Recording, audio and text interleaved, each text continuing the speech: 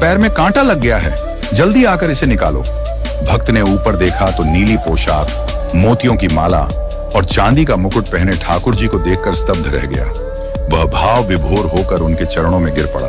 ठाकुर जी ने अपने चरण उसकी गोद में रख दिए और कहा, जल्दी से कांटा निकाल, हाथ से नहीं निकले तो अपने दांतों से निकाल।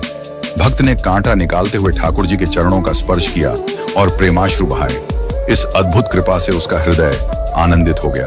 इसके बाद ठाकुर जी ने कहा, अब तू मुझे गोविंद दास की कुटिया तक ले चल। भक्त ने ठाकुर जी को अपने कंधे पर बैठाया और कुटिया तक पहुंचा।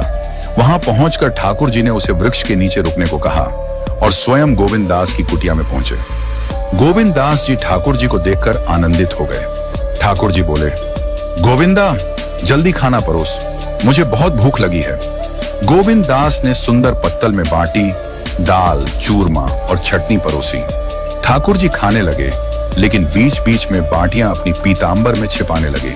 जब गोविंद दास ने यह देखा तो बोले, प्रभु, आप मंदिर में 56 भोग पाते हैं और यहाँ बाटियां छिपा रहे हैं, ये सब किसके लिए है?